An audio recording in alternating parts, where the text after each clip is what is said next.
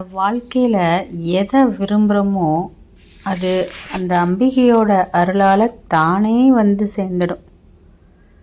நம்ம விருப்பத்தில் கூட எது நல்லது எது கெட்டதுன்னு தெரிஞ்சிட்டு நமக்கு எது நல்லதாக இருக்குங்கிறது அவளுக்கு தெரியும் இல்லையா, அதை அமைச்சு கொடுத்துடுவாள். லலிதா சகஸ்ரநாமத்தை ஏன் படிக்கணும்? லலிதா மகா திரிபுர சுந்தரி பிரிக்க முடியாத பரம்பொருள். சிவனோடு எப்பவுமே ஐக்கியமாகவே இருப்பாள். இதுக்கு மேலே எந்த தெய்வமுமே இல்லை. துவலேன் இனி ஒரு தெய்வம் உண்டாக மெய்த்தொண்டு செய்தே அப்படின்னு அபிராமி பட்டர் பாடுறார். 1000 நாமங்கள் கொண்ட அந்த லலிதா சகஸ்ர நாமத்தை பாராயணம் செய்யும்போது அம்பிகையோட அழகை நம்ம நினச்சி பார்க்கலாம். அம்பிகையோட பெருமைகள் மட்டுமல்ல, பல விஷயங்களை பற்றின விழிப்புணர்வெல்லாம் நமக்கு கிடைக்கும்.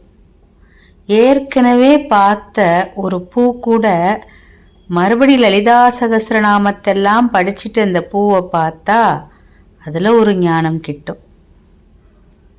ஏற்கனவே பார்த்ததாக தான் இருக்கும், ஆனால் அதுக்கப்புறம் ஒவ்வொரு பூவையோ பறவையோ இல்லை மனிதர்களையோ பார்க்கும் பொழுது ஒவ்வொரு விஷயத்திலையும் புது புது அர்த்தங்களை நமக்கு தோற்றுவிச்சுக்கிட்டே இருப்பா அந்த அம்பாள். சரஸ்வதி தேவியோட குருவான ஹயக்ரீவர் அகத்திய மகரிஷிக்கு லலிதா சகஸ்ரநாமத்தோட பெருமைகளை கூறுறாரு. தேவியோட 1000 நாமங்களை உமக்கு கூறினேன், இது எல்லாம் ரகசியங்களுக்குள் ரகசியமானது. இது மாதிரி ஒரு துதி எதுவும் இல்லை. இந்த லலிதா சகஸ்ரநாமத்தை படிக்கும் பொழுது நோய்கள் எல்லாம் தீர்ந்துடும், செல்வம் கிடைச்சிடும், அகால மரணங்கள் அபமிருத்யுவை போக்கும், நீண்ட ஆயுள் கிடைக்கும், குழந்தை இல்லைன்னா குழந்தை கிடைக்கும், வீடு இல்லைன்னா வீடு கிடைக்கும், லோகத்தில் என்னென்ன வேணுமோ விருப்பங்கள் அதெல்லாம் நிறைவேற்றி வச்சு நமக்கு ஞானத்தையும் தருவா.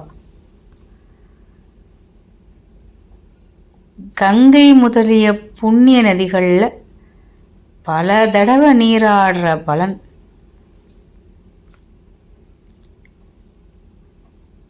பஞ்ச காலங்களில் நீர் வசதி இல்லாத இடத்துல கிணறு தோண்டி அந்த தண்ணியை மக்களுக்கு நம்ம கொடுக்கக்கூடிய பலன், அன்னதானம் செய்யக்கூடிய பலன், காசியில கோடி லிங்கம் பிரதிஷ்டை செய்யக்கூடிய பலன்,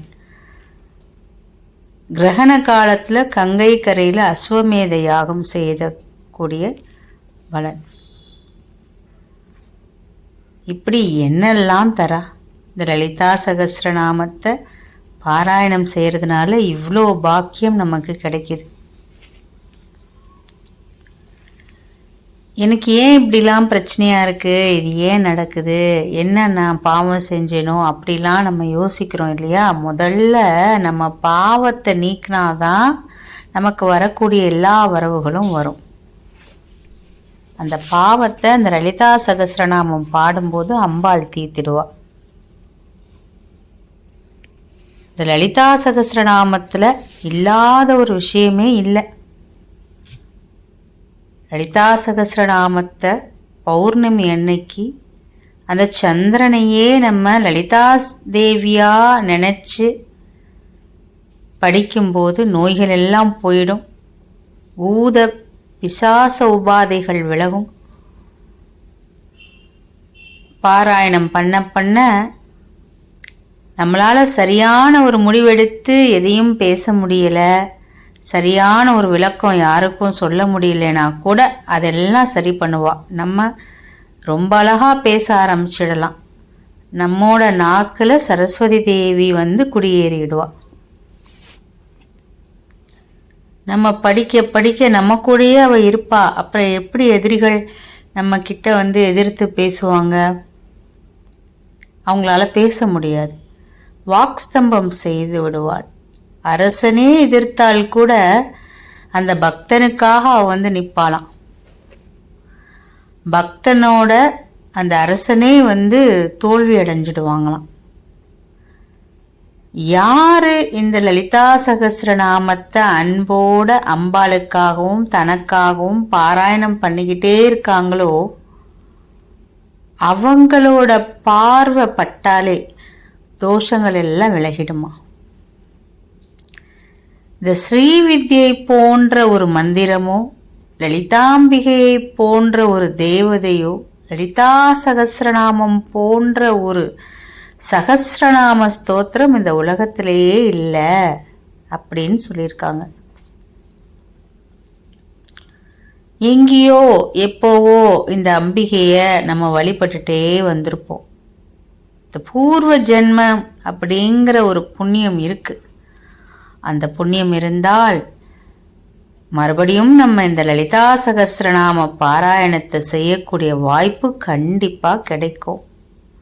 நம்ம பாடிட்டே இருந்துட்டு இடையில விட்டா கூட அந்த அம்பாள் நம்மளை தேடி ஏதோ ஒரு ரூபத்துல ஏதோ ஒரு காரியத்துல நம்மளை பாராயணம் செய்ய வச்சிடுவா. கடைசி பிறவியாக இருந்தால் மட்டுமே இந்த ஸ்ரீவித்யா ஜபமும் சகஸ்ரநாம பாராயணம் செய்ய முடியும் அப்படின்னு சொல்லியிருக்காங்க. தேவி நினைக்கணும். தேவி இந்த லலிதா சகஸ்ரநாமத்தை இவங்கெல்லாம் படிக்கணும்னு நினைச்சாதான் நம்ம அந்த லலிதா சகஸ்ரநாமத்தை படிக்க முடியும். அவளோட அருள் இல்லாம யாராலையும் இதை பெற முடியாது. இப்படி பல விஷயங்களை பலஸ்ருதிங்கிற பகுதியில ஹயக்ரீவர் அகத்தியருக்கு உபதேசிக்கிறார்.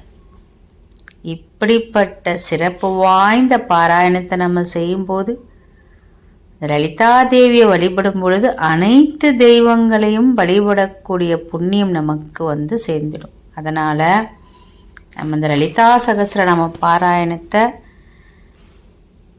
எப்பவுமே நம்ம படிச்சுக்கிட்டே இருக்கணும் அப்படிங்கிறது தான் என்னோட கோரிக்கை.